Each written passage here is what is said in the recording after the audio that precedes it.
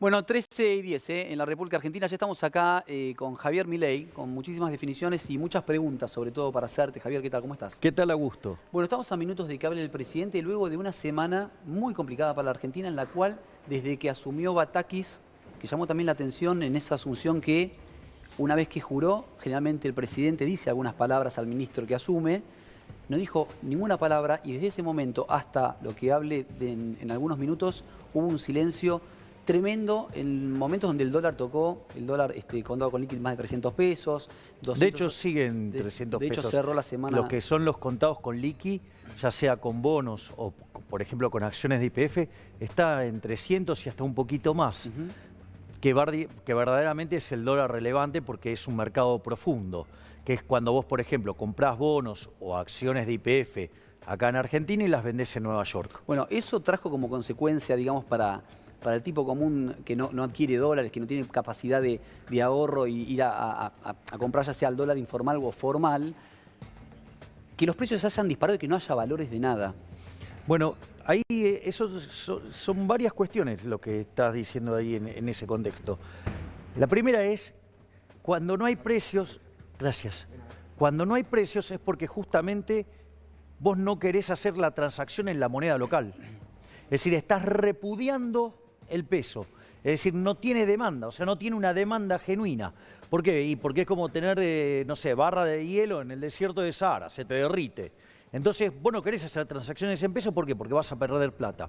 Ese vendría a ser el primer punto por el cual te sacás los pesos encima y no hay precio en pesos. O sea, no te importa qué precio, pero te sacás el peso encima. Porque no querés tener los pesos encima. ¿Por qué? Porque sabes que vas a perder plata. Eso es el repudio del dinero, eso es la antesala de un fogonazo inflacionario. Que no es que en realidad suben los precios, lo que está pasando es que pierde poder adquisitivo el peso. Vos emitiste tanto dinero, ¿sí? Y la gente no lo quiere, entonces lo que tenés es que el poder adquisitivo del dinero cae. Es decir, todos los precios suben, es decir, lo que vos estás viendo es esa ráfaga inflacionaria. Como además el dólar es un activo financiero, ese pica primero. Ahora, ¿qué es lo que pasa? Todos los precios vinculados se llaman transables, es decir, los que tienen que ver con el comercio exterior. ¿Qué es lo que pasa? Como esos precios están determinados en dólares, cuando vos ves estas modificaciones, ¿qué haces? Y empezás a modificar los precios. ¿Y cuáles son los precios que están vinculados con esos? Los precios de los alimentos. Por lo tanto, lo que vos vas a ver es que, como consecuencia de esto, no solo que va a haber más inflación, sino que vas a ver una explosión adicional de pobres e indigentes. Ahora, digo, antes de la renuncia por Twitter del ex ministro de Economía, Guzmán, se estipulaba que la inflación empiece a descender en este segundo semestre, por lo menos desde el oficial. Vos me dirás, no va a suceder, pero digo desde el oficialismo, desde el gobierno. En esta última semana hay productos que se han incrementado al 13%. Esto quiere decir que se ha acelerado, para lo que va a ser el dato del mes de julio, la inflación de manera fenomenal en tan solo una semana. Entonces mi pregunta es, ¿la inflación realmente a cuánto puede ir? Porque hace muchos economistas te decían, no, ya la economía a nivel global, las hiper no pueden existir más. ¿Eso es falso? ¿Puede haber una hiper? Sí, eso es falso, porque primero, a ver, una de las cosas es, hay un elemento que se vincula con la emisión de dinero, ¿no?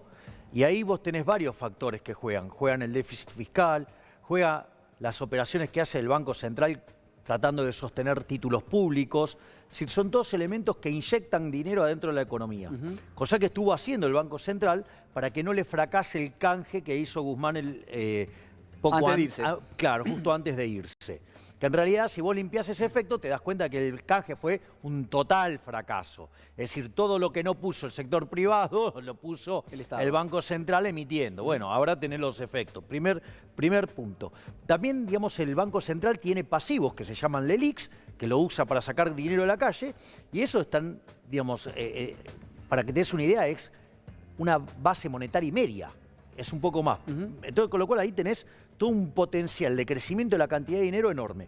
Por otra parte, sobra mucho dinero en la economía. Es decir, el dinero que debería haber en la economía argentina para las transacciones debería ser de 1/3. Bueno, eso que decís vos técnicamente y que es así, el tipo que se está viendo no lo termina para mí de entender, porque dice, ¿cómo sobra mucho dinero si yo no llego al día 10? No, claro, pero...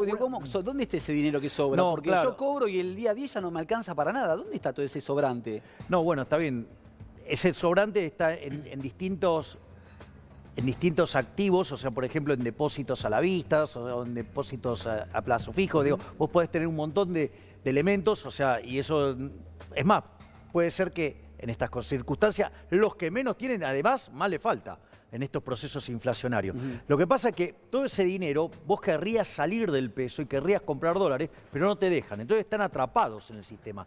Entonces, ¿qué quiere decir? Que entre el dinero que vos potencialmente podrías emitir y el dinero que en condiciones normales debería tener la economía, vos podrías estar multiplicando el índice de precios por 10, 11 veces. O sea, una inflación, digamos, verdaderamente catastrófica. Pero, digo, para que se dé este escenario estamos hablando terrible, de 1000% de inflación, por ejemplo. Pero digo, con un 50% de pobreza, eso, digo, ¿qué multiplicación tiene? Bueno, ese es el... Mira, hoy, tal cual está Porque digo, hoy... eso es lo que está diciendo, es una guerra civil, básicamente. Bien, Digo, exacto. Entendiste perfecto. Si hay 200% de inflación, Entendiste perfecto. hay 90% de pobreza. Ahora te lo voy a pasar en número para que te des cuenta. Ahora te voy a pasar en número lo que vos dijiste. Vos tuviste una situación muy parecida a la que tenemos hoy, tenías en el Rodrigazo, sin la capacidad de multiplicar la cantidad de dinero desde el lado de la oferta que acabo de escribir, solo por el lado de la demanda. Bueno, en ese contexto, la inflación pasó del 30 al 180%, o sea, se multiplicó por 6. Y los pobres, que eran 5%, saltaron a 25%, se multiplicaron por 5. Hoy la inflación te viene viajando al 85%. Eso quiere decir que antes de este fogonazo. Me estás dando un título. ¿Cómo está viajando al 85%? Claro, ¿Qué periodo calcularías vos? Si tomo la inflación medida de la primer parte del año y la anualizo, te da 85%. O sea, de enero del 22 a hoy. No, al último dato disponible de inflación, que es el de mayo. Es decir, vos tomás esos 5 meses, los anualizás, te dan 85%. ¿Vos creés que vamos a estar en ese número? Me parece que estamos para más. 3 dígitos. Estamos a las puertas de eso. Yo no hago proyecciones, o sea, eso es de una cuestión, digamos, científica, porque no las hago. Pero quiero marcar este punto. Si hoy hay un desequilibrio que es peor que el del Rodrigazo, pero suponete que hubiera sido como que se estalla como el Rodrigazo, la inflación se te va al 510%. Ahora, vos en el Rodrigazo, los pobres pasaron del 5 al 25%. Hoy tenés 50, la cuenta no te da.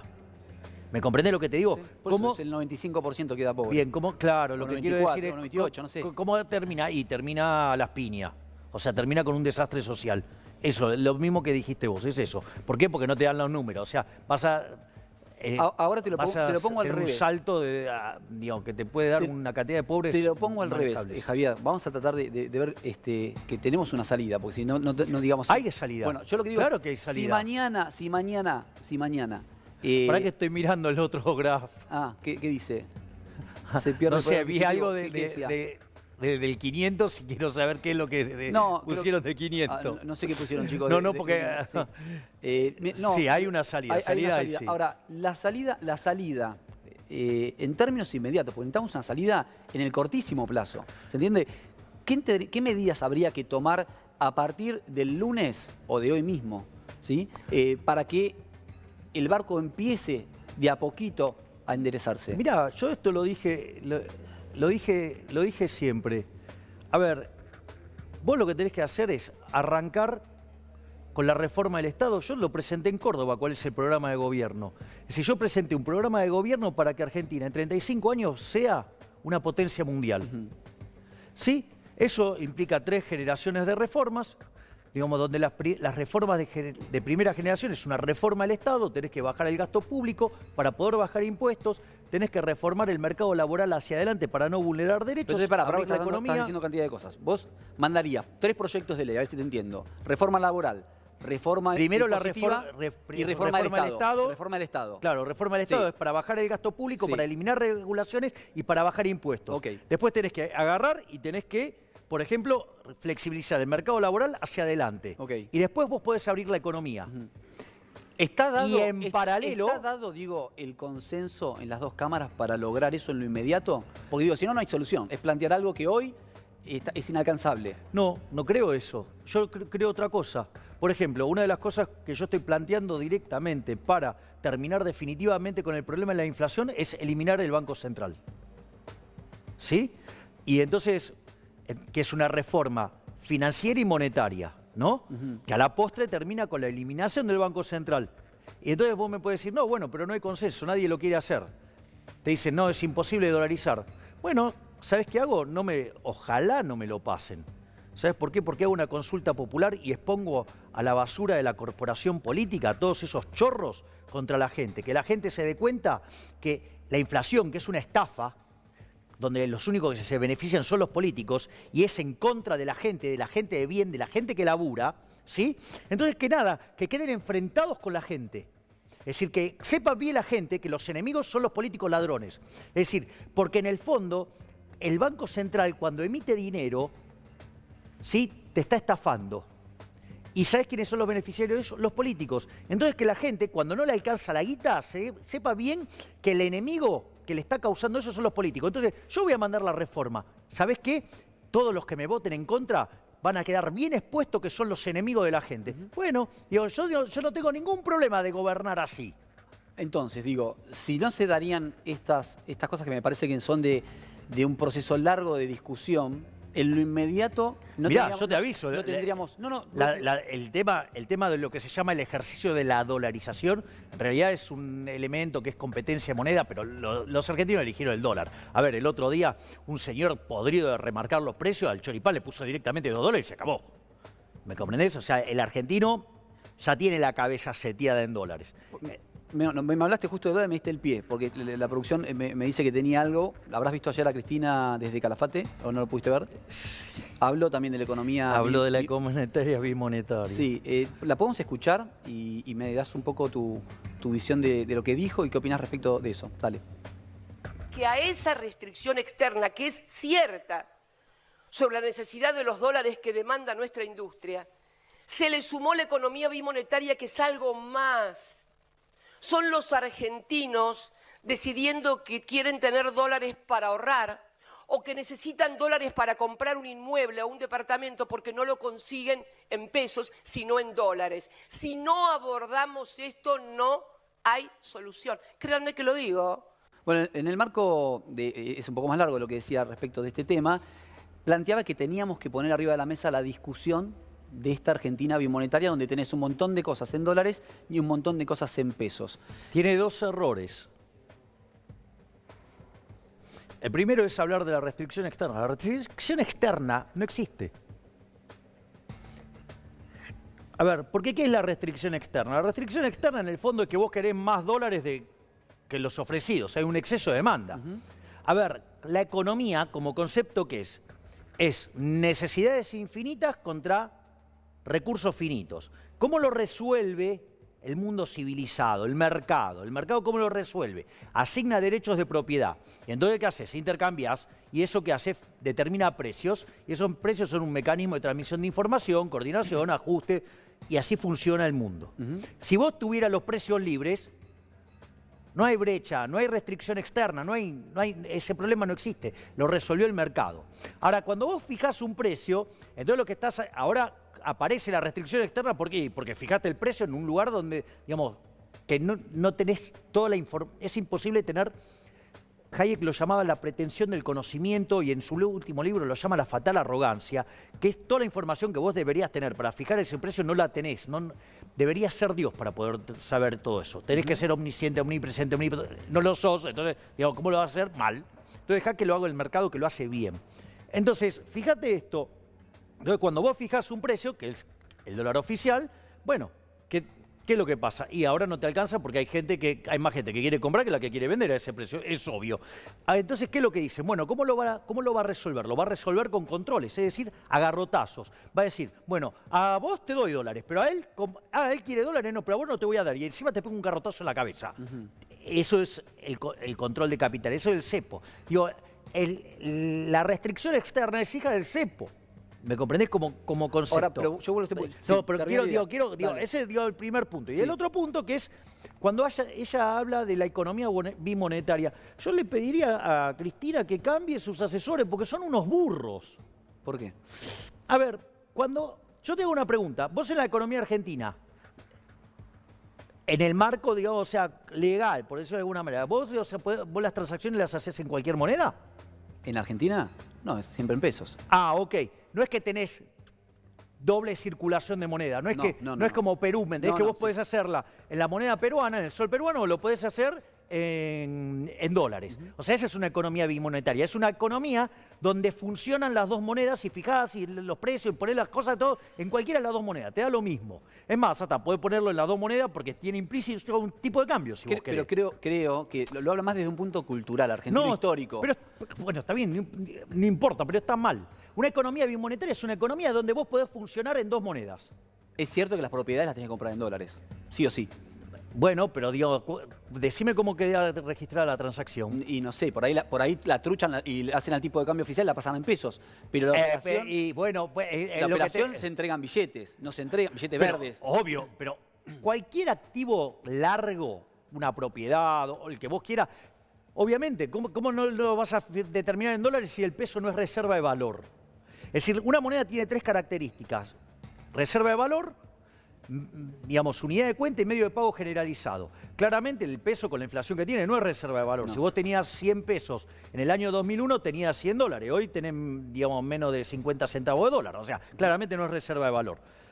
Unidad de cuenta. Bueno, para algunas cosas puede ser unidad de cuenta, para otras no. O sea, en una propiedad está claro que no, en un auto está claro que no, en cualquier activo largo, no. Y solamente, digamos, queda medio de pago generalizado. ¿Por qué? Porque tenés el curso forzoso, porque obligás a la gente a eso.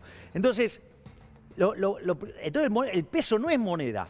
Ahora, pero vos fíjate que cuando haces las transacciones, ¿qué las registrás? En pesos mentirosos, ¿me comprendés?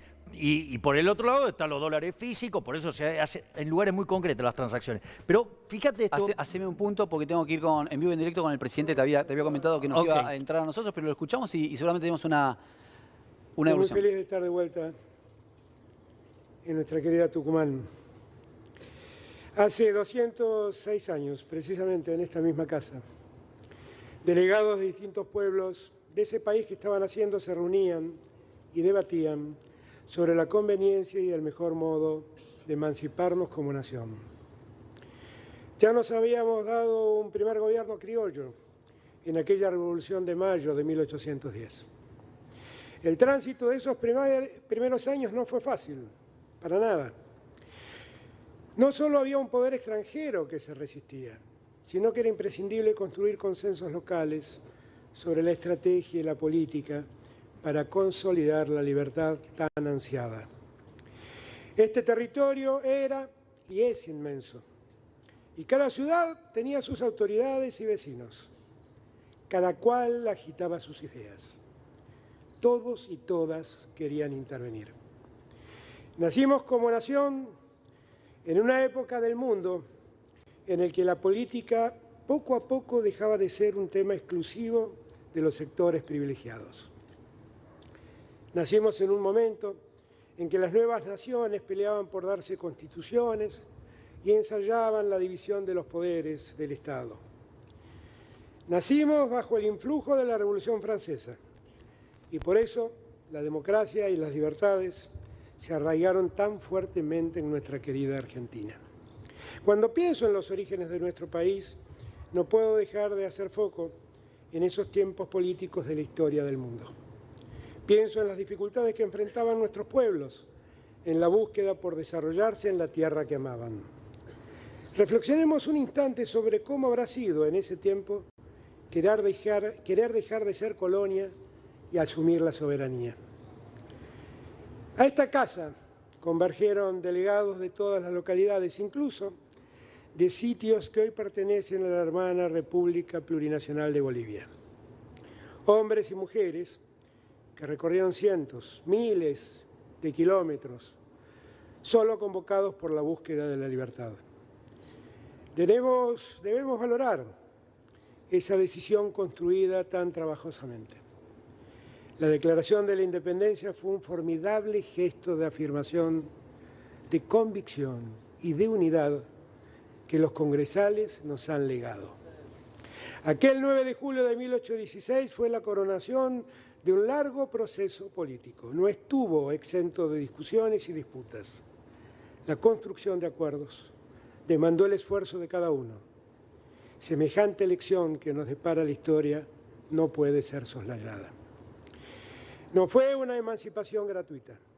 Estuvo signada por muchas batallas protagonizadas por hombres y mujeres que han quedado grabadas definitivamente en nuestras almas. Hombres de la talla de San Martín, Belgrano, Güemes, mujeres enormes como Juana Zurduy, Macacha Güemes o María Remedios del Valle. En estos nombres quiero sintetizar aspectos salientes de una tarea colectiva fenomenal. Nuestra emancipación no fue el resultado de la acción aislada de un ser humano. Sin duda alguna, tiene nombres destacados, pero solo fue posible porque hubo un pueblo encolumnado tras las banderas de la libertad y la independencia. Todo ese proceso, el liderazgo de nuestros héroes y el compromiso de nuestro pueblo son ejemplos en el que debemos mirarnos y que inexorablemente nos invita a reflexionar. Siempre deberemos destacar la decisión de ese puñado de patriotas. El momento geopolítico en que se declaró nuestra independencia era especialmente levantado sobre Europa, y tanto España como muchas de otras naciones europeas eran gobernadas por monarquías conservadoras que hacían retroceder la libertad allá y pretendían hacerlo con más vehemencia en las que eran sus colonias. Enviaron a América para sofocar nuestros reclamos a ejércitos poderosos, profesionales, muy bien pertrechados y con mucha experiencia en campos de batalla. Venían de vencer nada más y nada menos que las tropas napoleónicas en Europa. Pero aquí nadie se amilanó. Nuestros patriotas lucharon, tomaron decisiones y las sostuvieron, y hubo un pueblo que los acompañó. Yo sé bien que nada sólido se construye si abandonamos nuestros objetivos ante el primer peligro. La historia nos enseña que debemos pelear incansablemente aun cuando la adversidad se nos pare enfrente. Eso hicieron nuestros patriotas. En el proceso de nuestra independencia se forjó una unidad que requirió de mucho esfuerzo, de paciencia, de respeto en la discrepancia. En aquellos momentos complejos la unidad no surgió mágicamente ni se impuso naturalmente. Solo fue posible porque hubo voluntad de construirla. La unidad siempre es el fruto de la disposición de los involucrados por consolidarla. La historia nos enseña que la unidad es un valor que debemos preservar en los momentos más difíciles. Es entonces cuando asoman los agoreros que dividen y siembran el desánimo solo en procura de sus mezquinos intereses. Con un pueblo dividido, unos pocos sinvergüenzas ganan y millones se sumergen en la marginación y pobreza. Los mejores de nosotros, 200 años atrás, fueron capaces de colocar el interés general y nacional por encima de todo. Eso mismo debemos hacer nosotros en nuestra Argentina del siglo XXI. No hay futuro político si ese primer eslabón, que es la unidad, que a todos incluye, no se edifica y se fortalece todos los días. Permítanme compartir un dato curioso sobre aquella jornada del 9 de julio de 1816. Cuando Francisca Bazán, dueña de esta casa, puso a disposición su casa para las sesiones del Congreso de Tucumán, no había espacio para todos allí adentro. Entonces tomó la decisión de derribar paredes para ampliar el espacio y permitir el acceso de todos y todas. De esta casa partió la primera gran lección de la nación. Para que podamos entrar todos y todas, para construir un país juntos y juntas, y para llegar a acuerdos que nos unan, hace falta derribar muros.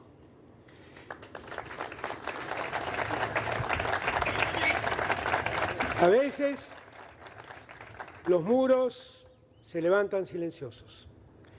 Otras veces los muros se levantan con voces altisonantes o simplemente con mentiras. En cualquier caso, los muros se levantan para dividirnos. La historia grande de nuestro país me ha enseñado que para poder avanzar como comunidad que somos, Debemos derribar muros y comenzar a construir puentes. Tal vez hoy, desde la Casa del Gran Acuerdo que dio inicio a la Argentina, podamos convocar a los grandes consensos que hacen falta para desarrollarnos, de una vez y para siempre, ante los enormes desafíos que enfrentamos en este siglo XXI. Argentina tiene por delante una oportunidad enorme para afianzar su desarrollo con criterios de justicia social. ¿Cuánto trabajo, cuánta creatividad permanece amarrada aún en tantos pueblos y ciudades y no encuentra el cauce para hacerse realidad? En este norte argentino tenemos fabulosas reservas de litio, tan demandado por el mundo en su búsqueda de energía. En nuestro sur tenemos la segunda reserva más importante de gas no convencional y la cuarta de petróleo de ese tipo en el mundo. En nuestra zona central contamos con los suelos más fértiles del planeta para producir alimentos. El territorio argentino es pródigo. Su pueblo es sencillamente maravilloso. Sueño, como lo hicieron nuestros patriotas, con una Argentina sin centros ni periferias. Sueño con que cada habitante de la Argentina pueda encontrar en su ciudad o su pueblo el lugar para sus realizaciones familiares, laborales o profesionales. Sueño con una Argentina integrada que no se divida. Sueño con una Argentina plenamente federal y trabajo todos los días por eso. Hace un año, en este mismo sitio, celebrábamos nuestra fecha patria en un contexto muy diferente. Festejábamos que el proceso de vacunación contra el COVID-19 estaba avanzando a un muy buen ritmo y augurábamos que las fiestas de fin de año y el verano nos iban a encontrar inmunizados. Hace solo un año atrás, los profetas del odio discutían la calidad de las vacunas y acusaban al gobierno de envenenarlos. Parece que fue hace mucho tiempo, pero apenas pasó un año. En su vocación por dividirnos, pero anunciaban las peores calamidades. Pero la historia fue otra. El segundo semestre del 2021 fue récord en producción, exportaciones y en obra pública. Descendió notablemente el desempleo. Tuvimos la más importante temporada de vacaciones de los últimos años. Al concluir el año 2021, logramos crecer el 10,3%. Este año seguimos creciendo a un ritmo que supera el 5%. Estamos exportando más trabajo a Argentina. Tenemos superávit comercial y récord de exportaciones e importaciones. Hay 120 obras estructurales y más de 5.000 obras públicas en ejecución en todo el país. Más de 1.200.000 personas encontraron trabajo. Registramos la mayor inversión histórica en ciencia y tecnología. Hoy, aquí en Tucumán, vamos a entregar la vivienda número 50.000 construida en nuestra gestión. Y otras 120.000 viviendas más están en proceso de construcción. La Argentina está de pie y camina, aun cuando muchos quieran negarlo. Me alegran estos resultados. Eso no significa que desconozca los problemas que tenemos. Debemos transitar el camino hacia el equilibrio fiscal. Debemos estabilizar la moneda. El crecimiento demanda divisas que hoy son escasas y hace más difícil la acumulación de reservas. La inflación que se despliega en todo el mundo daña más seriamente a nuestra economía, caracterizada por convivir con persistentes procesos inflacionarios. Todo ello hace más complicada la distribución justa del ingreso. Pese a los logros y las dificultades señaladas, somos conscientes del escenario que nos toca, resultado en gran medida del endeudamiento irresponsable al que nos condenó quien me precedió en la presidencia, a una pandemia que asoló al mundo entero y a una guerra que genera nocivos efectos globales. A esta realidad tan compleja estamos aquí para hacerle frente. Vamos a transformarla en favor de nuestra gente. Hemos asumido un compromiso ante el pueblo argentino que vamos a honrar con nuestras convicciones y con nuestro esfuerzo. Venimos soportando en los últimos meses, pero sobre todo de manera pública y feroz, en la última semana, una embestida de los grupos concentrados poderosos que quieren quedarse con toda la renta, que quieren provocar una devaluación y maximizar sus ganancias con la codicia de siempre. Se aprovecharon de la pandemia y se quieren aprovechar ahora de la guerra. Son los mismos de siempre que siembran el desánimo, temor, rumores, que buscan vernos desunidos, que generan enfrentamientos, porque es en ese clima de desánimo, de violencia, de incertidumbre, donde ellos ganan millones. Con nuestra miseria, ellos construyen imperios. Con nuestras tristezas, ellos amasan fortunas en paraísos fiscales. Vienen desde el fondo de la historia, desde aquellos días que hoy recordamos, cuando un grupo de patriotas debió enfrentarse no solo a los realistas, y no solo en el campo de batalla, sino también a los usureros, a los contrabandistas, a los que decían querer la libertad ocultando su propósito de saquear las riquezas de nuestro territorio. Los patriotas que soñaron la patria no la soñaron solo libre. La soñaron justa, soberana, igualitaria, fraterna. Y ese es el sueño inconcluso que venimos a cumplir. Desde entonces la lucha ha sido siempre la misma. Los que vivimos en estos días, la misma lucha que vivimos en estos días. Cuando un gobierno popular puja con los intereses económicos de adentro y de afuera para defender la distribución de la riqueza y la alegría del pueblo, se desatan todas las fuerzas políticas, mediáticas, empresarias para torcernos el brazo, para desunirnos, para hacernos desconfiar entre nosotros. No lo van a lograr, como no lo lograron cada vez que se lo propusieron desde 1816 hasta nuestros días, porque con golpes y muertos y dolor y batallas perdidas, el pueblo siempre volvió y retomó el camino y juntó fuerzas para seguir adelante. Nos inspiramos en la valentía de los patriotas de julio. Sé que somos iguales de persistentes y sobre todo iguales de soñadores, porque levantamos en nosotros la fuerza y la convicción de los próceres de Mayo y de Julio, pero también de los gauchos de Güemes y los primeros chacareros y trabajadores de las orillas, de los inmigrantes anarquistas, republicanos o socialistas que huyeron de la guerra en Europa para construir su hogar y su futuro en nuestra tierra. De esas mareas que vinieron a cambiarlo todo y metieron a millones en la historia, como fueron el radicalismo y el peronismo. Y tenemos también la fuerza de las luchas recientes, la de las abuelas, la de las madres, contra la dictadura, y las de las mujeres, por la igualdad y la diversidad. Venimos de distintas biografías, pero nos une un hilo en la historia. Fuimos patriotas frente a los realistas, patria frente a la antipatria, pueblo frente a la oligarquía, radicales frente a los conservadores, peronistas frente a los fusiladores. Y fuimos hombres y mujeres de la democracia frente a las dictaduras y golpes de Estado o de mercado.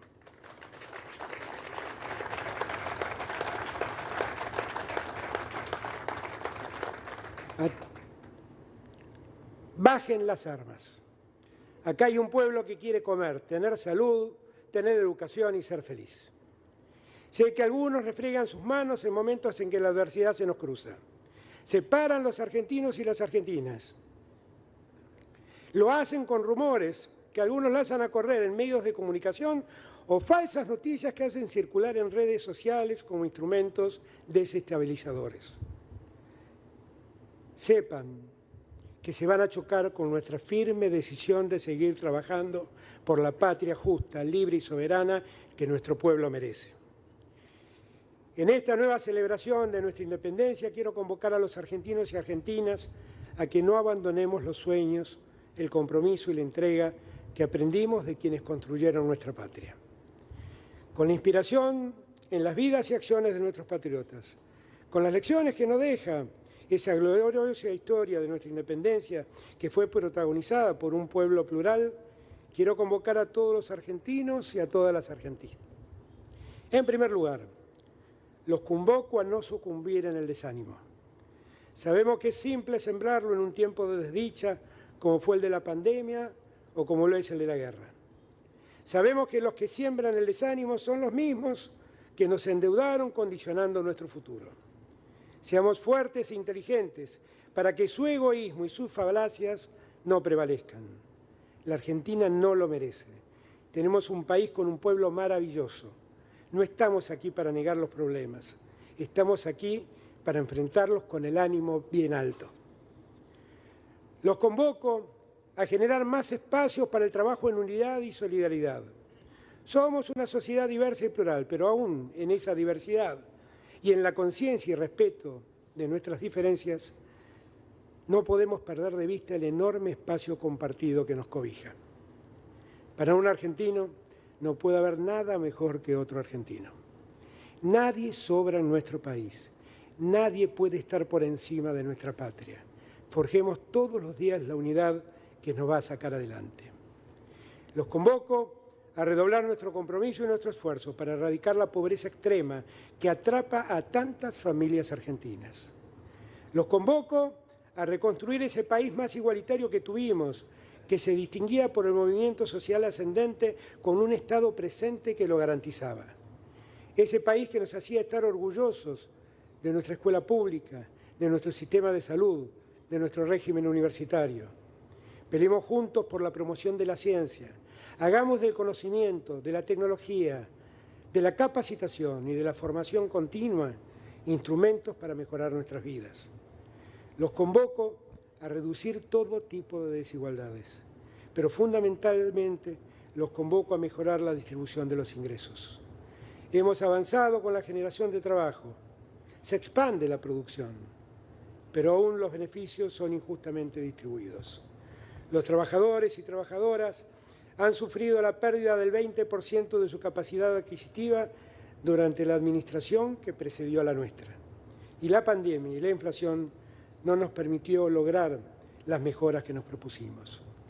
Sabiendo que es así, reafirmamos nuestro compromiso por seguir recuperando los salarios. Entendamos, el mundo atraviesa notables cambios geopolíticos. La guerra en Europa alteró dramáticamente el tiempo que sucedió e introdujo y agravó distintos problemas que en el conjunto de la humanidad. He sostenido en todos los foros e instancias internacionales en los que me ha tocado participar la necesidad de que una vez y para siempre los países ricos se hagan cargo de un sistema mundial que cada vez genera más pobreza y más hambre entre los países del hemisferio sur.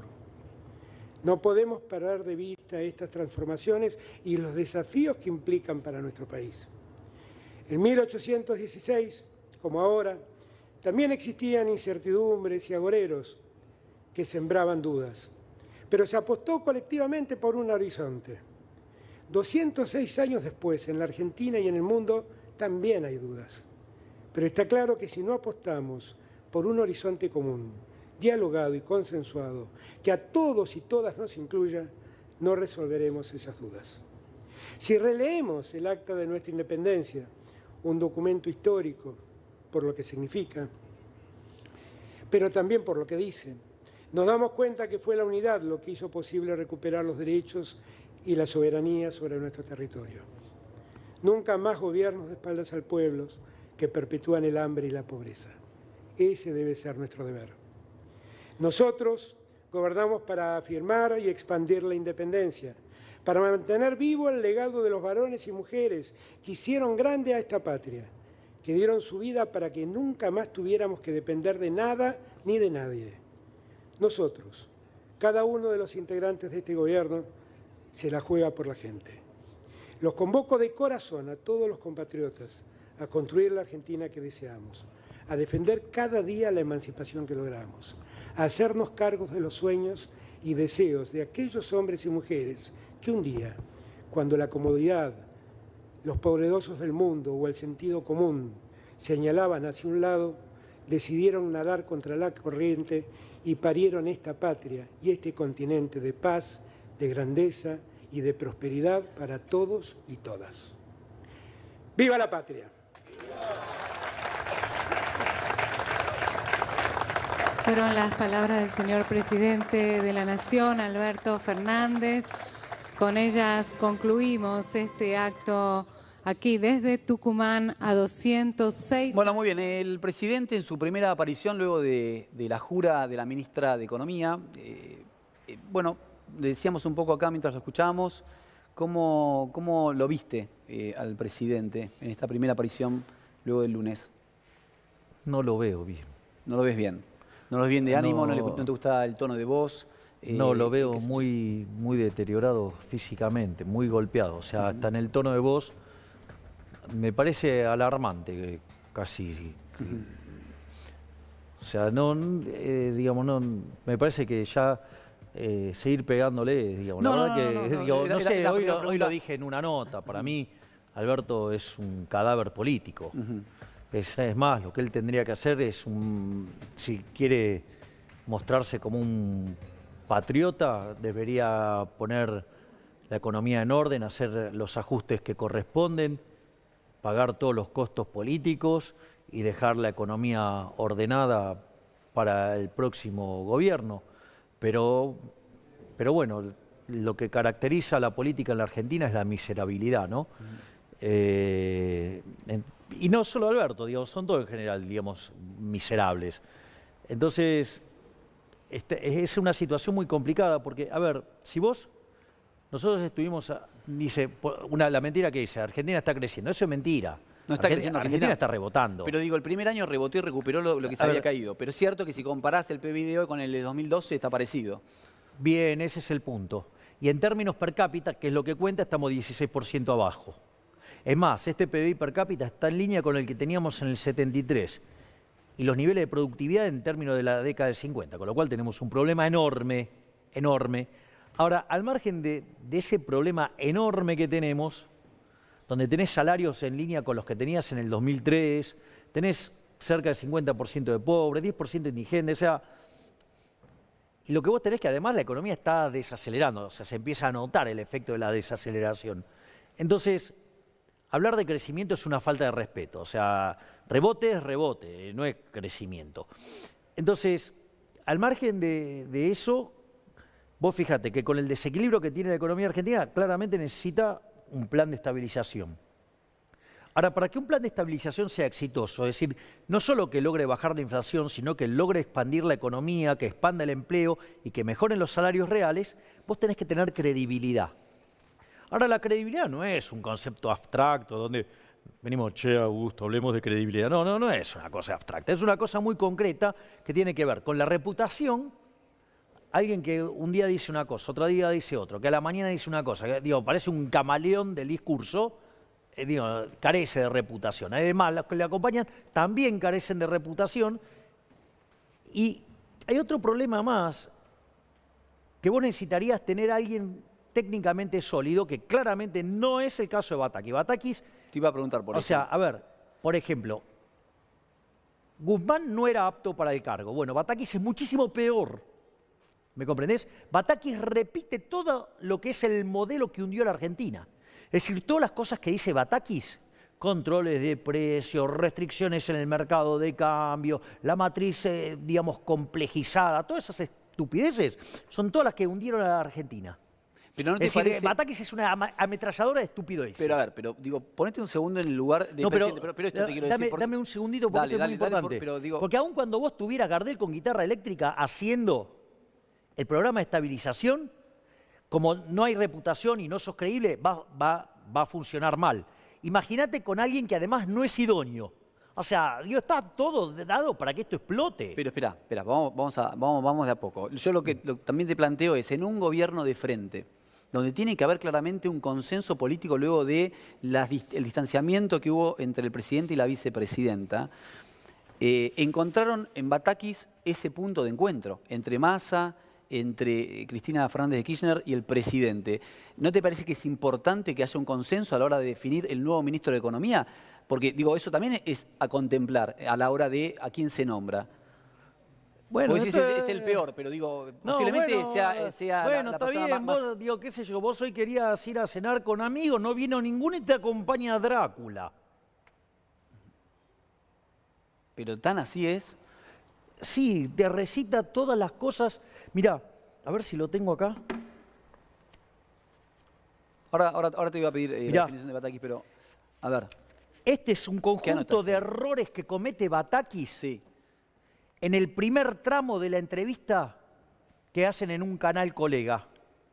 Estos son los primeros minutos de Batakis, cometió todos estos errores técnicos. Bueno, el primer error que comete, igual permitime decírtelo, el primer error que comete es dar entrevistas cuando todavía no tenés el equipo económico nombrado, ¿no? Me parece que es, en términos comunicacionales, ¿qué salís a decir? Todavía no tenés ni al equipo conformado. Pero bueno, eso es un paréntesis. Pero, ¿cuál en cambio, yo ya tengo mi equipo económico funcionando. Vos ya lo tenés trabajando. Sí. Bueno, lo de Batakis también fue como bastante sorpresivo. No se esperaba ni el presidente la renuncia el sábado por Twitter. Digo, quiero decir, no es que estaba preparándose para el lugar. Te aviso que si yo, digamos, fuera el caso... Digo, yo tengo mi equipo económico trabajando, pero si a mí me llaman de un día para el otro, digo, te lo armo en 24 horas el equipo. El dólar.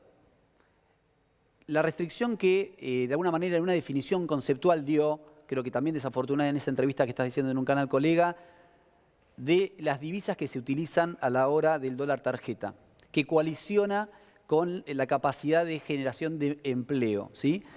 ¿Vos creés que esto realmente, en la instancia que hoy el Central tiene, las reservas que hay en el Central, es un poco así o de ninguna manera? Es una aberración desde lo moral y es una aberración desde lo técnico. Lo más importante es lo moral. Si vos te ganás honestamente tu dinero, ¿quién es un burócrata para condicionar qué podés comprar y qué no?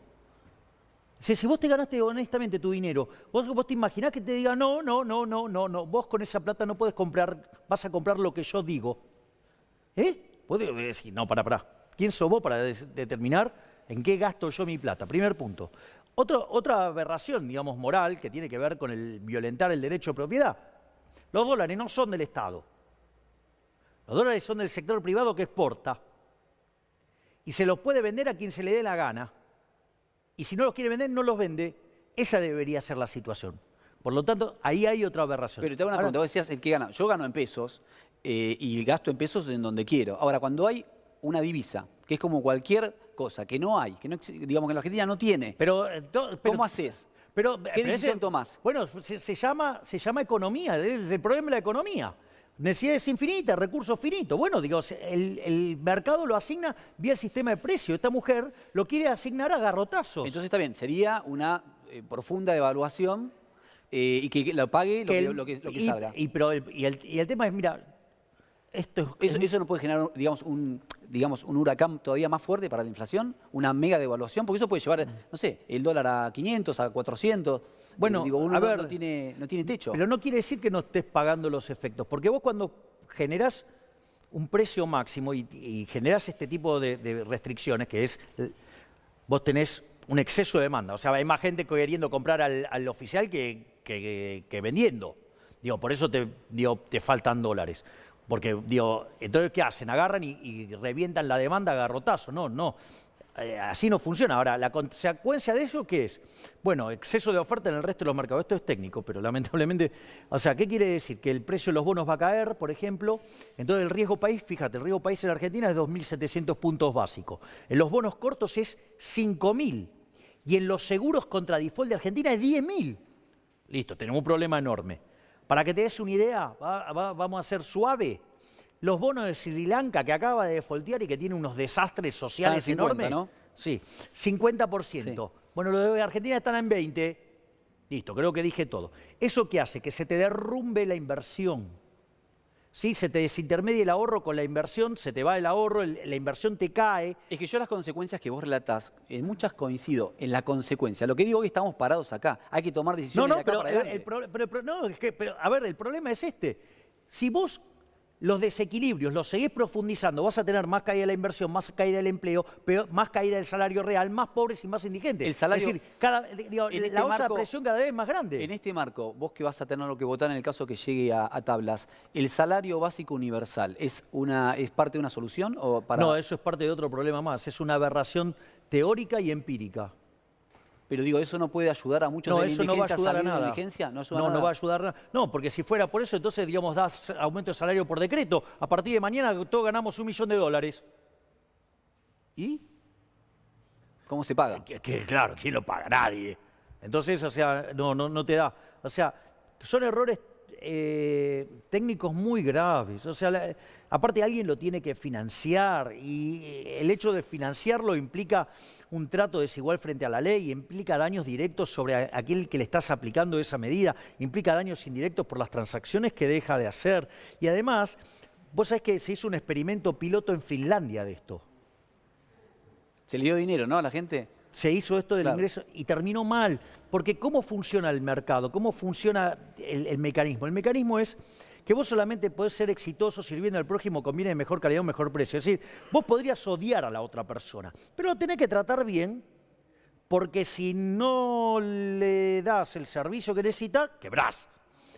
Entonces vos te ocupás de tratar bien a la gente, te ocupás de darle un buen servicio, un buen producto. Ahora, si vos tenés tus necesidades cubiertas, ¿qué haces? No te importa nada.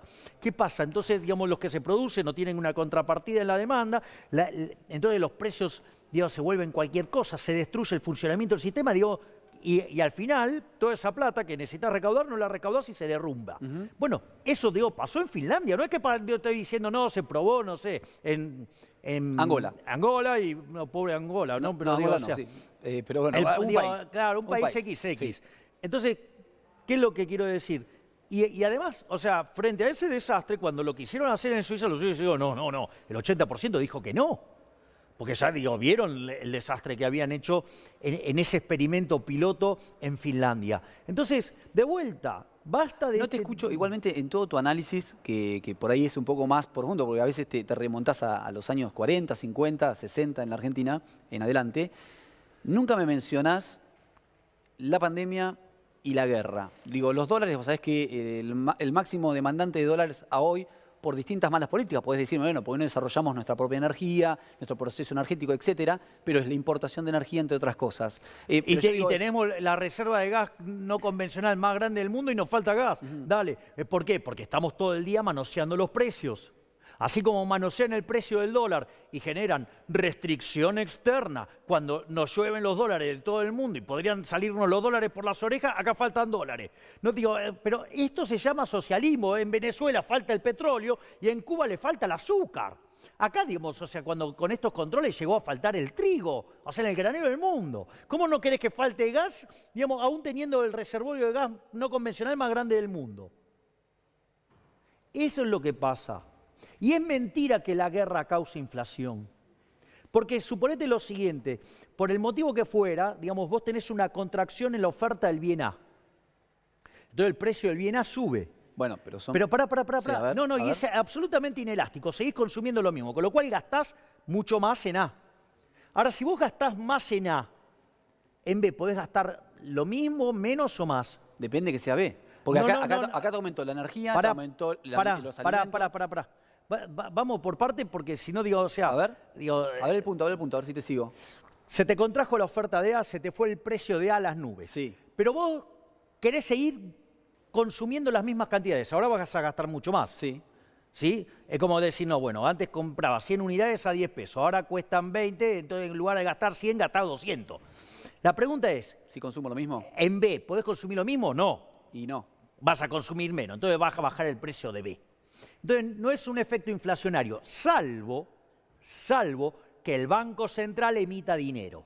Entonces, cuando el Banco Central emite dinero, el precio que tiene que bajar no baja y el que tiene que subir sube mucho más. Es decir, y el Banco Central en Argentina emitió un montón de dinero. Pero te hago una pregunta en esto que estás diciendo vos. Pará, porque Sí. los 2 primeros años de gobierno, este gobierno emitió 11 puntos del PBI. Pero hubo pandemia, Javier. Está bien, Emitieron todos los países del planeta. No, pero el problema inflacionario de los otros países del planeta es muy distinto al problema que tiene Argentina.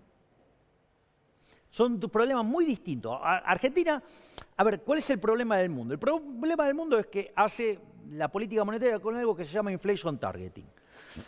Cuando a vos se te expande la demanda de dinero porque la gente se asusta en un país desarrollado, en Estados Unidos, si la gente se asusta, demanda dólares. En Europa, si se asusta, demanda euros. ¿Me comprendés? En Inglaterra demandan libras. ¿Me entendés? En Japón demandan yenes. O sea, se asustan y demandan la moneda local. Se están depreciando todas esas monedas que Bueno, dijiste. ahora voy a explicar cómo funciona esto. Cuando la gente se asusta, pasa eso. Ahora, ¿qué es lo que pasa? Que eso estaba vinculado a la pandemia. Como los bancos centrales no sabían qué día iba a terminar la pandemia y los médicos contestaban un día una cosa, otro día otra cosa, no, que el pico está acá, que el pico está... O sea, y se la pasaron pifiándole todo el tiempo los médicos, ¿sí? Digo, desde la Organización Mundial de la Salud para abajo, todos, ¿sí? Hicieron un desastre, le pifiaron a todo, ¿sí? ¿Cuál es el problema? Los bancos centrales, ante la duda, dejaron la cantidad de dinero expandida. Cuando se termina la pandemia, baja la demanda de dinero, ¡pum!, te embocó y digo, es lo que estás viendo vos, el salto en el nivel de precios en el mundo, que se vive como un salto en la inflación, pero no es permanente, es transitorio. Está bien, pero digo, acá veníamos de una inflación del 53%. Bueno, entonces Argentina tiene problemas de Exacto, previo, claro, bueno. pero yo lo que digo es que en el marco del análisis me parece que también es válido analizar lo que sucedió en pandemia y que la guerra, si bien decís vos, si vos no demandás A, que se fue por las nubes, pero que en este caso el precio de A no parte, digo, no se coloca a partir de la demanda que haga Argentina, porque los precios de la energía son internacionales. Pero no importa, no importa. Que tuvieron que ir con la guerra. Pero no importa. Los barcos valen 6 veces lo que bueno, pagamos no antes. importa. Bueno, ok. Y ese precio sube y gastarás más en eso y menos en lo otro. ¿En qué sería lo otro? Pero el bien que vos quieras, todos los otros demás, si vos querés. Pero el punto es que Argentina, digo, yo te tomaría el punto si vos me decís, ¿sabés qué? Argentina no emitió un solo peso. Ahora, Argentina en los 2 primeros años de gobierno, emitió 11 puntos del PBI. ¿Entendés que es un disparate? Argentina, en términos normales, debería tener una base monetaria de 3, 4 puntos del PBI. Emitió 11 puntos. Digo, ¿cómo querés que termine? Si vos tendrías que tener 3, 4 puntos de PBI de base monetaria, y por distintos motivos tenés más, ¿sí? Y encima, digamos, emite 11, 12 puntos de PBI. ¿Cómo querés que termine? Mal, no puede terminar de otra manera. Y cuando explican algunos economistas que la emisión no necesariamente genera inflación... Son unos burros. ¿Es mentira? Obvio, son cómplices de los políticos ladrones.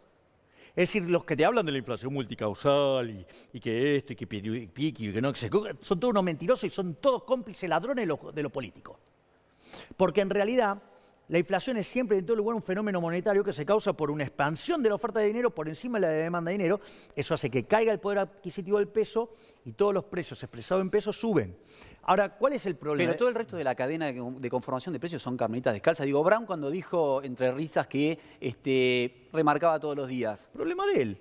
Digamos, bueno, problema de todos, porque uno consume en su supermercado. Su problema pasa a ser problema nuestro. Andá y consumí en otro. Es que es una lógica un poco de todos los supermercados. Bueno, entonces irás y bueno, entonces aparecerá alguien que pueda vender más barato, entonces. Pero no sucede, Javier. ¿Por qué no sucede entonces? No lo sé. Bueno, digo, no lo sé. Digo, porque si están ganando ganancias extraordinarias, claramente alguien va a ir a poner recursos ahí. Ahora, si no pasa, por algo será. Entonces, en realidad no es, digamos, de vuelta, o sea, no resisten el análisis económico. Mira, yo cuando me arranqué en Twitter, hice un desafío. Si vos crees que la inflación no es un fenómeno monetario y es esta mentira de la multicausal, que me expliquen que puede haber inflación en una economía de trueque. Todavía estoy esperando. Y el día que venga algún salame a decir que ahí, digo, me hago una fiesta. A ver, ¿me entendés? Claramente que en la composición, sobre todo de alimentos, porque lamentablemente en un país donde el 50 o 60% de la Argentina es pobre, hay que hablar de las necesidades básicas. No vamos a hablar ni de automóviles, ni de vivienda, ¿no? Hay que hablar de lo básico, de alimentos. Vos te das cuenta de la discusión que estamos en Argentina. Sí. Arrancamos el siglo XX siendo el país más rico del mundo.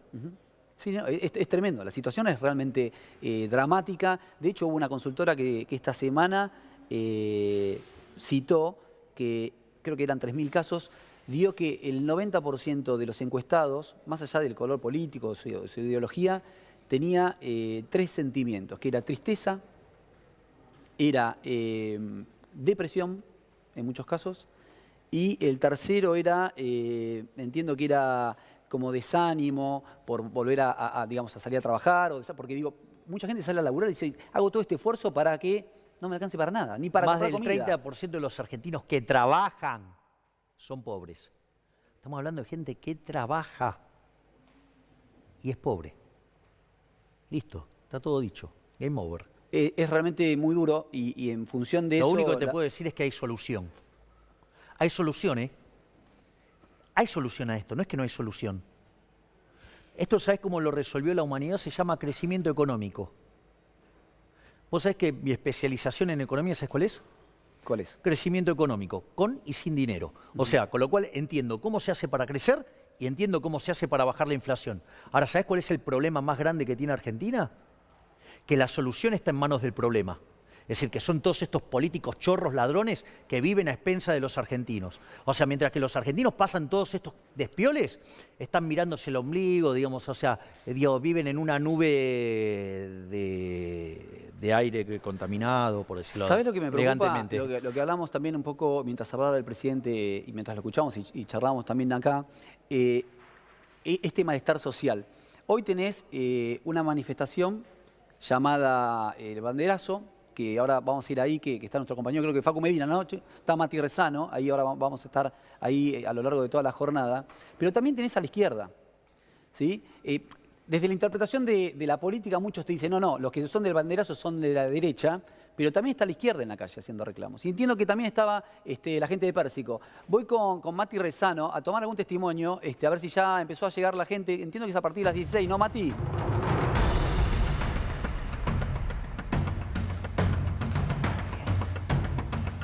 Matías, ¿me escuchás?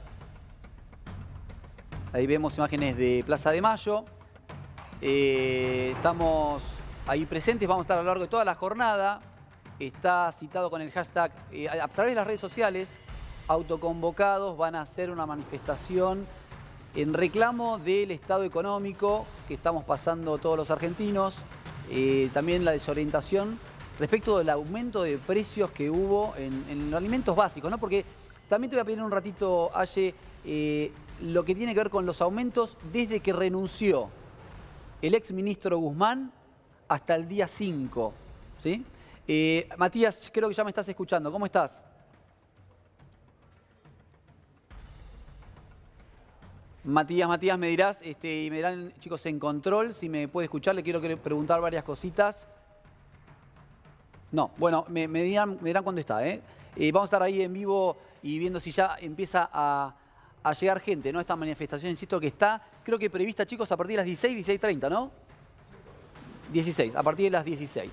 A partir de las 16 vamos a estar ahí tomando seguramente testimonios. Creo que está el pelado Trebuch, va a ir a la plaza a tomar entrevistas. Hincha ahí de Estudiantes. Hincha de Estudiantes. ¿Y usted fue arquero de Estudiantes o no? No, yo fui arquero de Chacarita. Ah, de Chacarita. Pero él, digamos, un gran admirador de Subeldía, el mentor de Bilardo, y yo soy bilardista hasta la médula, así que imagínese. Bueno, yo soy hincha de River. ¿Vos de qué cuadro sos? Era de Boca. Eras, muy bien. ¿Y ahora? De ninguno. Puede ser de River, te afiliamos si querés. Te asociamos, no te afiliamos, te asociamos.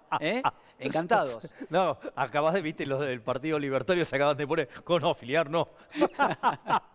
Bueno, muy bien. A ver, no, te decía esto, volviendo un poquito a la realidad preocupante que estábamos charlando, desde lo social, ¿no? Manifestaciones que antes eran en un día de la derecha entre comillas, digo, ¿no? De la izquierda. Hoy tenés a muchos sectores en la calle, digamos, preocupados por la situación económica. Y te quiero preguntar desde lo social, vos, ¿qué percepción tenés también, no? A ver, vamos a ponerlo en otros términos para que se vea con claridad. Hoy cuando vos tomás el ingreso promedio del decil más alto de la distribución, es decir, los que mejor están en Argentina, es decir, el 10% que está mejor, es $500. Claro, es tremendo. Si vos vas a Estados Unidos, un lavacopa gana $1.500. Igual yo ahí tengo una diferencia. Ahí voy con vos ahí fuerte. No, pero pará. Sí. Un lavacopa es $1.500. Sí. Un mozo, $2.500. Alguien que empieza en el McDonald's, $3.000. Te das cuenta que hay un problema grave. ¿Sabés cuál es digamos, lo que hay? Vos me lo vas a discutir, pero yo te digo, te lo voy a defender a muerte. La problemática hoy en el mundo sobre esos, digamos, niveles de ingreso, está bien, vos acá me decís, pero yo te estoy hablando de los más ricos, según el INDEC, que claramente no lo son, pero digo, que el tipo que gana $1.500 hoy en Estados Unidos no llega a fin de mes tampoco. No llega a fin de mes. ¿Pero vos te crees que veía peor que acá? No, porque por ahí el contexto del primer mundo, con todo lo que las prestaciones que te da, claramente no, pero digo, en términos económicos de poder adquisitivo, a ver, la problemática... Augusto, pará. A ver. Los países que son más libres son 8 veces más ricos que los reprimidos, y el que está en el decil más bajo... Sí, vive mejor que acá. Sí, pero es mejor ser cola de león que cabeza de ratón. No solo que está 11 veces mejor que su par en el país reprimido, sino que además tiene el doble de ingreso que lo que tiene el ciudadano promedio, donde por la forma de la distribución del ingreso, el 20% de la población gana por encima del promedio. Entonces, quiere decir que en el fondo está mejor que el 90% de la población. Por eso tienen 25 veces menos de pobres en el formato estándar y 50 veces menos en el formato extremo. Es decir, ojo porque la definición que se mide pobreza en los países desarrollados no es lo mismo que acá. Está claro. A ver, por ejemplo, yo te fui un promedio, digamos, a un ejemplo. ¿Lo puedo hacer con un ejemplo básico? tonto para que se vea lo que estoy diciendo? Dale, yo te voy a contar otro, pero Porque, dale. a ver, suponete lo siguiente, que yo tuviera, voy a decir autos tan caros que digo, tuviera, no sé, un Ferrari y tuviera una Maserati, tuviera una casa de 500 metros cuadrados en un barrio súper lujoso. Sí. Entonces, ¿vos qué me dirías? Bueno, vos sos multimillonario, por decirlo, por poco, ¿no? Sí. Ahora, sucede que cuando entras a ese barrio, o sea, hay gente que tiene Rolls Royce, McLaren, Lotus, Ferrari, digo, la Maserati la usa el nene para jugar, Sí. digo, no sé, y tienen casas de 10.000 metros cuadrados, o sea, vos te das cuenta que adentro de ese barrio sos pobre. Sí. Pero te das cuenta que es un disparate esa medida, es una medida relativa. Sos menos rico en ese caso, ¿no? Bueno, en los países desarrollados, la definición de pobreza es una definición relativa. Entonces no podés... Es el error que compara en su momento a Aníbal Fernández en el segundo gobierno de Cristina. No, pero yo no digo eso. Yo no te estoy hablando de pobreza. Yo te hablé conceptualmente de que un tipo que gana, como dijiste vos, 1.500, 2.000 dólares en Inglaterra o en Estados Unidos... Está mejor que acá. Pero no llega a fin de mes. No, Tiene que compartir el departamento, le cuesta la comida, está fijándose qué come, qué no come. Pero no se muere. ¿Eh? No se muere, vive y, no se muere, está bien. y tiene chances de progresar. ¿Estamos de acuerdo? Acá está cada vez peor. Estamos de acuerdo. En eso estamos de acuerdo. Entonces, y si vos te esforzás, salís. Acá, si te esforzás, el gobierno te castiga y te va peor. Ahora voy a hablar con algunos datos que no te van a gustar nada, los vas a decir que son populistas, que en Inglaterra están dando... Pero te lo voy a ampliar en un momento, que ahora sí tengo audio con mi compañero Rezano. ¿Qué haces, Rezano? ¿Cómo estás? Buenas tardes, Augusto, placer de saludarte. Estamos justamente ubicados en el centro de la Plaza de Mayo. Aquí se comienza a convocar los diferentes movimientos de izquierda y organizaciones sociales, pero también justamente la convocatoria se mezcla con la presencia de turistas en el marco de un nuevo aniversario del 9 de julio y por lo tanto, como te decía anteriormente, muchos turistas que se acercan para vivir la jornada en la plaza y las organizaciones y el movimiento de izquierda para cristalizar diferentes reclamos. El lema justamente de la convocatoria dice apoyando todas las luchas, es lo que dicen los referentes de izquierda, sí. Pero también Silvia Sarabia de Libre del Sur lo que dice por la segunda independencia anual FMI. Y hace instantes por la vereda justamente de lo que es Avenida Rivadavia, transitaron y hicieron el habitual desfile de los granaderos. Este es justamente ahora el contexto en el que estamos ubicados nosotros. Ya está musicalizado el ambiente, también se están ubicando los diferentes puestos de parrillas para poder comercializar diferentes productos alimenticios y aprovechar tanto la convocatoria como el paseo de los turistas. En instantes la convocatoria va a tener lugar a las 14:30, esa es la hora fijada. Estimamos que se va a atrasar un poco. Las diferentes columnas se van a aproximar por Avenida de Mayo de la 9 de julio y por Diagonal Sur también desde la 9 de julio. Ya hay algunas columnas, como por ejemplo el Polo Obrero, que se han ubicado lo más próximo a la Casa de Gobierno. Esperamos por los referentes de las diferentes organizaciones sociales y también del movimiento de izquierda que han dicho y que han confirmado su presencia en esta jornada. Agregarte por último, Augusto, que Plaza de Mayo va a ser escenario, hablando de la unidad piquetera y de las organizaciones sociales, del próximo jueves, posible escenario de un acampe si no reciben respuestas satisfactorias a los diferentes requerimientos de las organizaciones sociales. Bueno, impecable, Matías. Estamos con línea abierta, el móvil subido. Si ves que tenés algún tipo de testimonio de los primeros que lleguen para la marcha, nos avisás y voy contigo, ¿te parece? Sí, claro, a disposición. Fantástico, gracias. No, te quería decir, muchas medidas que en lo que es el primer mundo se están tomando. Por ejemplo, en Inglaterra, vos sabés que se votó lo que tiene que ver con la renta extraordinaria, no sé si estabas al tanto, se aprobó, y también un subsidio para casi 7 millones de hogares por la diferencia tarifaria en lo que es la energía. Digo, esta dinámica de toma de decisiones a nivel global, cuando uno ve a Argentina que quiere implementar algunas de estas cuestiones, ¿cuál sería la diferencia? Bueno, primero porque Argentina tiene 165 impuestos, Argentina tiene la presión fiscal en el segmento formal más alta del mundo, y la realidad es que además tiene problemas de doble imposición, de triple imposición, y el impuesto, digamos, a la renta extraordinaria es una estupidez del tamaño de una casa también. Otra de las cosas que defendió Batakis. Porque ¿cómo funciona el sistema económico? Suponete que vos tenés un bien A y un bien B. Y las preferencias de los agentes hacen que vos quieras dejar de demandar B para demandar A. Entonces, ¿qué es lo que va a pasar? Va a subir el precio de A, va a bajar el precio de B. ¿Qué pasa? Los beneficios de B están cayendo, los de A están subiendo. ¿Qué van a hacer los recursos? Se van a ir desde B hacia A. Si vos le metés un impuesto a la renta extraordinaria, que después hay todo un problema de qué definís como renta extraordinaria, ¿cuánto sería? Que ese es otro problema, ¿qué es lo que pasa? Vos al meterle el impuesto, ¿cuál es el problema? El problema es que el sector que se contrae se va a seguir contrayendo, pero el sector que se expande no se tiene que expandir, y en el medio vas a castigar la actividad, el empleo y los salarios reales. Con lo cual es un desastre. Después hay toda una discusión a qué definís vos renta extraordinaria. Bueno, en el modelo, en el proyecto de ley había, ¿no? Una explicación de cuánto se... Otra aberración. Es una aberración. Claro, porque es no entender la lógica. A ver, vos para poder hacer esa lectura de la renta extraordinaria, vos deberías determinar cuánto es el retorno de equilibrio... Del sector en los últimos 10 años, ponele. ¿Cuál es el retorno de equilibrio del capital?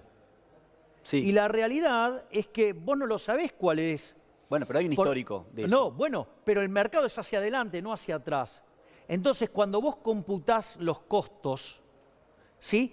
En realidad, esto fue resuelto en 1871 por un economista que se llamaba Menger. A ver, vos sabés mucho más que yo, pero te quiero... Principio de imputación de Menger. Los precios son lo que determinan los costos y no los costos lo que determinan los precios. Pero ahora me hablaste de costos y vos me decías de una tasa de retorno en función del capital. Ponele que sea $1 millón tu capital y tu tasa de retorno en los últimos 10 años fue el 2%. Bueno, tiene que ser el 2%, el 2,5%. No, porque si cambió la asignación de recursos y este recurso se hizo más escaso, va a tener que ser más alto para que justamente los recursos se vayan hacia ahí, digamos, y se reasigne. Si no, a ver, si yo te digo, te voy a pagar, por decir algo, un retorno del 5% en Argentina y el 5% en Estados Unidos, ¿vos qué preferís? Sí, el que menos pago. No, el que más tengo, claramente. La tasa de retorno es la que más tengo. Ahora lo voy a hacer, Te pago, sí, suponete que tuvieras un bono en Estados Unidos que te paga el 5% y otro acá que te paga el 5%. No, el de Estados Unidos. Ah, bueno, digo, ¿ves? Por ejemplo, hay consideraciones hoy el de mercado riesgo. está diciendo eso, claramente. No, bueno, pero hay consideraciones de riesgo. Sí, claro. Es decir, entonces, y además, a ver, si vos pudieras determinar los precios desde los costos, vos podrías agarrar, sumar todos los costos, cargarle un margen y vos venderías ese producto y no tendrías ningún problema. Si eso fuera cierto, no habría quiebras. Y eso no es así. Es decir, porque vos podés generar el producto que quieras. Yo te hago dos casos. No sé, una casa que te la hago con palitos de fósforo. Y tiene un montón de trabajo y un montón de cosas. ¿Sí?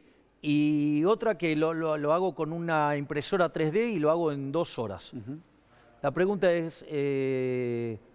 ¿por cuál pagarías más? Y mira, por la segunda no pagas nada y sin embargo tiene un montón de trabajo, un montón de costos y la otra es mucho, digamos... Está claro el punto, bueno, está claro. Es decir, las cosas valen por las preferencias y la escasez, Me imagino... no por los costos que le carga. Entonces, para poder hacer la imputación esa, tienen que hacer una imputación del costo de oportunidad del capital, el cual no lo saben. Te pregunto algo más básico, me imagino que te lo deben preguntar todos, que tampoco tenés el número, pero ¿a cuánto... Dos preguntas te voy a hacer sobre el mismo tema. ¿A cuánto debería estar el dólar, si hay un número, y a cuánto crees realmente que va a estar en los próximos meses? ¿Te puedo decir algo? Sí. Aquellos que te dicen a qué precio va a estar el dólar son unos chantas. No hay chance de, digamos, de no saber tenés forma de saber, no hay criterio científico para determinar eso. Te mienten, porque no es lo mismo si... A ver, no me voy a meter con la oferta monetaria.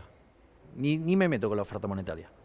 Pero si la demanda de dinero ponele, cayera a la mitad, los precios se duplicarían.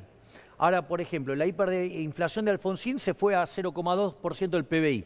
En ese caso, los precios se te multiplican entre 50 y 60 veces. ¿De qué estamos hablando? Y para eso vos tendrías que poder predecir la acción humana. Y eso es imposible. No podés predecir la acción humana. Porque, a ver, ¿cuál es el punto, Augusto? Si yo te digo, ¿qué vas a estar consumiendo, ¿sí? El sábado que viene a las 20:30 horas? Está claro que... Pero tan así es. Sí, es tan así. Tan en el aire es. O sea, puede salir 2.500 o 300 o 500 o 200 o bajar a 200. Hablo del contado con liqui, ¿no? Digamos, o el dólar MEP.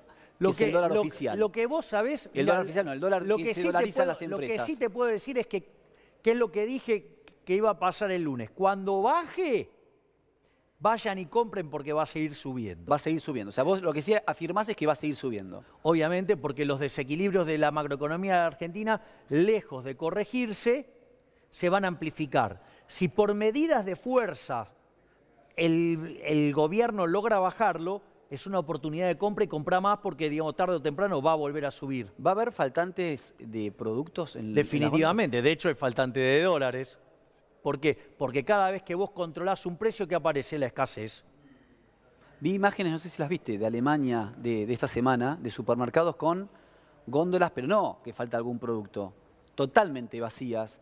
Por eso digo, todavía vemos cosas faltantes, pero digo, no sé si es especulación de decir, no sé a qué valor repongo, o que no hay, o que está faltando ya realmente. No, es que el problema es a qué precio vendés, si no sabes a qué precio vas a reponer. Vos no tenés cálculo económico, vos no podés hacer las cuentas en pesos porque no sabés cuánto valor va a perder el peso. Si tenés el gobierno emite a mansalva y la gente no quiere los pesos, listo, o sea... Ahora, también como no hay precios, las distorsiones a veces de los aumentos... Mira, te doy un ejemplo personal que me pasó. Yo compré un sándwich de pollo en la oficina que tengo a una cuadra hace 15 días. Lo pagué 600 pesos. Antes de ayer lo fui a comprar de vuelta. Me cobraron 1.000 pesos. Entonces yo, la verdad que me llamó la atención y le pregunto, pero escúchame, de 600 a 1.000... No, me dice, ¿sabes lo que pasa? Que el pollo, la harina, el pan, digo, todo lo que estoy comprando, un día me cobran esto, entonces no sé cuánto me van a cobrar mañana. Ok. Pero, digo, la remarcación, en este caso, ya sea por... lo hago más fácil. ¿Lo compraste? No, es que la verdad es que lo compré sin preguntar cuánto.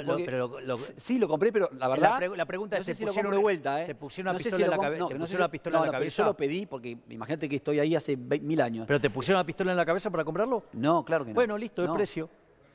Convalidé el precio. Obvio. Mañana, si querés, no vayas y no lo compres. Ahora, digo, quizás mañana 1.000 es barato. Bueno, nos está mirando muchísima gente, Javier. La gente realmente, como te decía, yo creo que también producto de esta incertidumbre de no saber el lunes cuánto van a salir las cosas, lo básico. Como decíamos, tenemos que estar hablando del pan, del agua, pero fíjate de lo básico. Pero fíjate esto, Augusto, esto es lo importante, pero vos estás diciendo algo muy importante. La gente no sabe lo que van a valer las cosas.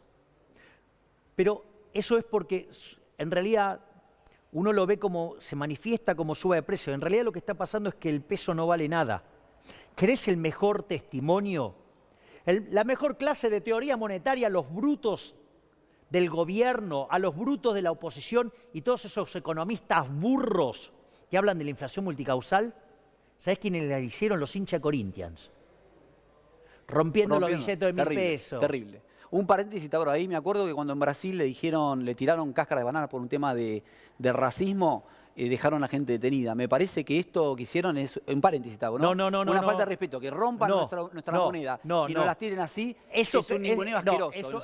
Eso de Brasil es aberrante y en el fondo, digamos, o sea, festejo lo que hicieron los hinchas de Corinthians. No digas eso. ¿Sabes por qué? ¿Sabes por qué? No es una falta de respeto. Porque el peso es la moneda que emite el político argentino y como consecuencia no puede valer ni excremento. No, está bien, pero es nuestra moneda. No, que no. Es nuestra moneda, que no vale nada, pero es nuestra moneda, no te la pueden romper así y tirártela. Es como que es como que me estés diciendo que estés validando un robo. Eso es lo que pasa. Es decir, eso, digamos, que pasó en Brasil es una ofensa. Es una ofensa, claro. Es una ofensa contra un ser humano, ¿sí? Y en cambio esto... Para mí es una ofensa también. No, no es una ofensa. No es una ofensa. Es demostrar que los políticos argentinos son unos chorros.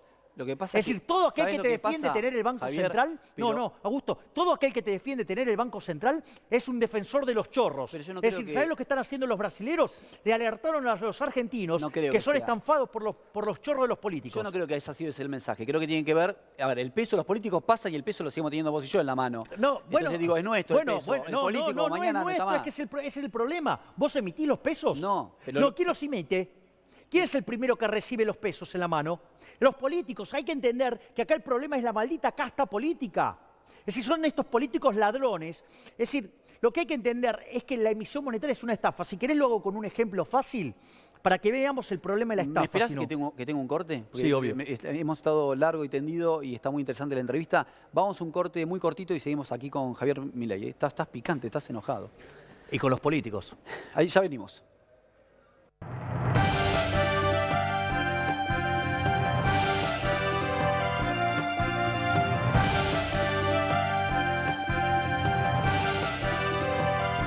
Bueno, nuevamente aquí en los estudios de Crónica HD con Javier Milei y muchas definiciones. Que daba el ejemplo acerca de, según vos, la estafa del Banco Central de la inflación. De la inflación. Mirá, vamos a hacerlo así, Augusto. Supongamos que estamos en una economía que hacemos transacciones en moneda de oro. Consecuentemente, los precios se determinan en oro. Ahora, suponete lo siguiente, que aparece un amigo mío físico y aparece otro que es químico. Y entonces me dan una fórmula para convertir el plástico en oro. No es oro, pero se parece bastante y, digamos, la gente no se da cuenta de la diferencia. Entonces ahora empezamos a comprar plástico. Lo convertimos en oro y yo ahora tengo un montón de oro falso en mi casa. ¿Hasta ahí hay algún problema? Es una estafa hasta ahí. No, hasta ahí es solo una falsificación. Una falsificación. Cuando lo vendan es una estafa. Ahora sí. Entonces, ¿qué pasa? Suponete que yo vengo y te digo, mira, Augusto, te cambio un lingote de oro por otro de oro. Y vos que me decís, ¿pero para qué? Si es lo mismo. Claro. ¿No? Te resultaría raro. Y si ahora yo te digo, Augusto, te doy 2 lingotes a cambio de 1. Voy a, mira, cuando la limosna es grande hasta el santo desconfía. Seguro. O sea, ¿por qué? Porque hay una estafa. Ahora, ¿qué es lo que hace el político? No lo hace tan obvio. ¿Qué haría? Te fracciona en monedas y te mete las monedas truchas en el medio de las monedas de verdad. Entonces, ¿qué pasa? La cantidad de monedas de oro, ¿qué va a pasar en la economía? Va a aumentar. Entonces, ¿qué va a pasar con el precio del oro, si vos querés? Va a bajar. Es decir, el poder adquisitivo del oro va a bajar. Vos vas a necesitar mayor cantidad de monedas de oro para pagar los mismos bienes. ¿Eso cómo se llama? Inflación. ¿Y quién es el único que puede hacer esa reproducción exacta de las monedas en la vida real? El Banco Central, que lo hace con la emisión monetaria. La estafa del Banco Central, ¿sí? En estos últimos 2 años, ¿cuánto fue? 11 puntos del PBI, Augusto. 11 puntos del PBI nos robó la política. La política le robó a los argentinos de bien 11 puntos del PBI utilizando el Banco Central. Aquellos que te defienden el Banco Central son políticos chorros, son políticos estafadores, porque además la inflación, ¿sabes cuál es el problema? No solo que distorsiona el sistema de precios y castiga el crecimiento económico, sino que además le pega entre 25 y 30 veces más fuerte a las personas más vulnerables. Es decir, es un impuesto al pobre. Está claro el punto y vos desde el principio de la campaña hablaste acerca de bueno, de hecho, el Banco Central. Hay que cerrarlo. Por eso y te voy a pasar un dato. Ya tenemos todos los estudios técnicos terminados para cerrarlo. La verdad es que me queda poco de programa, tenía un montón de preguntas más para hacerte. También sé que estás trabajando en un esquema de dolarizar la economía argentina. Bueno, pero, es la última parte de cerrar el Banco Central. No me entra en el programa de hoy. Quería pedirte, por último, una definición política. Hay una tregua, ¿sí? Una tregua no es lo mismo, digamos, que ponerse de acuerdo y que haya paz. Una tregua es un tiempo determinado para dejar de limarse, si se quiere, entre la vicepresidente y el presidente. Digo, en términos políticos, ¿qué definición me podrías hacer del momento, ¿no?, que estamos viviendo? No importa lo que hagan, va a terminar mal, porque carecen de reputación, no son creíbles, y aun cuando recibieran, no sé, la iluminación de los más grandes economistas de la historia de la humanidad, tampoco lo podrían hacer porque carecen de reputación, no son creíbles. Imagínate con alguien no apto para el cargo como Batakis, que recita todo lo que está mal en economía, que recita el modelo que hundió la Argentina. Todo lo que va a venir para de adelante va a ser todo peor. La última por sí o por no. Cristina se juntó con varios economistas. ¿Te juntarías con ella si te No. llama? No. No, mis propuestas son públicas. No necesito hacer nada de espalda a los argentinos.